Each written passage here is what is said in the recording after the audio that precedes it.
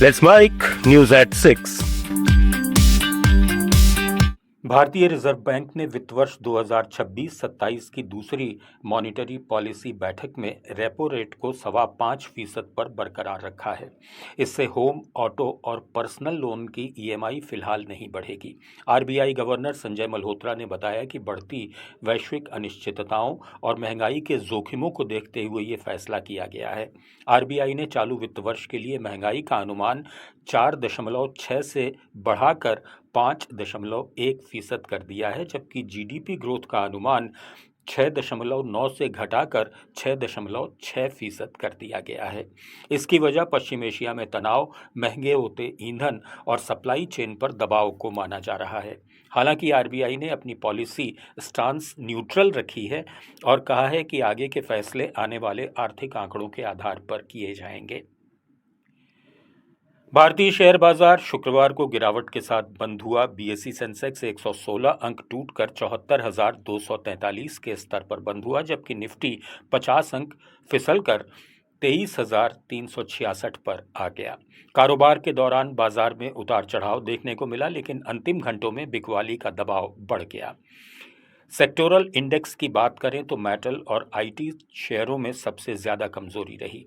IT कंपनियों में बिकवाली और निवेशकों की सतर्कता ने बाजार की चाल को प्रभावित किया।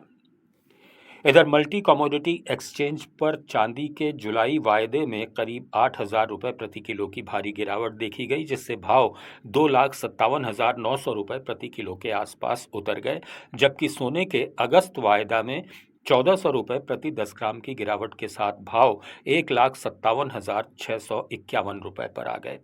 Indian Boolean and jewellers association के अनुसार 24 कैरेट सोने का भाव 1,54,190 रुपये प्रति 10 ग्राम और चांदी 2,54,950 रुपये प्रति किलो के स्तर पर लुढ़क गई है।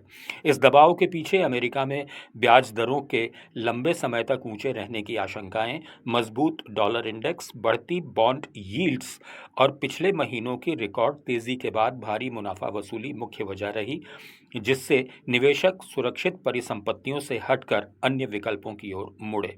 कॉमेक्स पर भी सोना $14 प्रति आउंस और चांदी $1.2 प्रति आउंस टूटा है, जिसका सीधा असर भारतीय बाजार पर पड़ा है।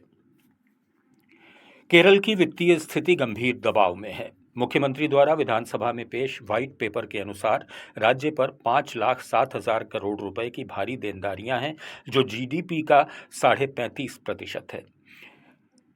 2025-26 में वेतन, पेंशन और ब्याज भुगतान ने कुल राजस्व प्राप्तियों का 77.6% हिस्सा खा लिया, जबकि सभी राज्यों का औसत सिर्फ 46.4% है। यानी हर 100 रुपये राजस्व में से 77 रुपये पहले ही कमिटेड हैं। विकास कार्यों, सड़कों, अस्पतालों और पूंजीगत व्यय के लिए सिर्फ 23 रुपये बचते हैं।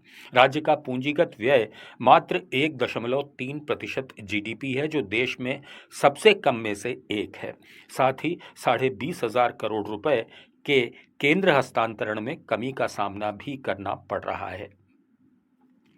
असम के गुवाहाटी में शहरी विकास को नई गति देने के लिए गुजराती मेट्रोपॉलिटन डेवलपमेंट अथॉरिटी ने सरुसा जई इलाके में करीब 500 करोड़ रुपए की व्यापक शहरी नवीनीकरण योजना तैयार की है, जो centrally assisted urban challenge fund के तहत आगे बढ़ रही है। इस प्रोजेक्ट के जरिए मुख्य सड़क नेटवर्क, पानी का सप्लाई सिस्टम, अंडरग्राउंड यूटिलिटी लाइनें, ड्रेनेज और पावर डिस्ट्रीब्यूशन जैसे ट्रंक इंफ्रास्ट्रक्चर विकसित किए जाएंगे, जिससे इलाके की आर्थिक क्षमता बेहतर हो सकेगी, निवेश आकर्षित होगा और भविष्य में बड़े पैमाने पर शहरी विस्तार संभव हो पाएगा।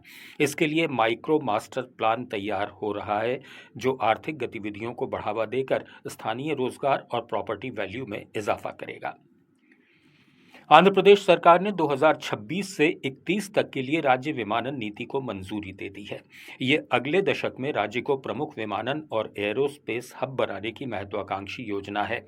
इस नीति के तहत 2035 तक यात्री हैंडलिंग क्षमता को 62 लाख से बढ़ाकर 3 करोड़ और एयर कार्गो वॉल्यूम 6,240 टन से बढ़ाकर 4,27,000 टन करने का लक्ष्य है। न्यूज़ एट 6 में फिलहाल इतना ही। जुड़े रहिए लेट्स माइक के साथ। आप सुन रहे थे let's mike more than radio. Follow कीजिए हमें हमारे सोशल मीडिया प्लेटफॉर्म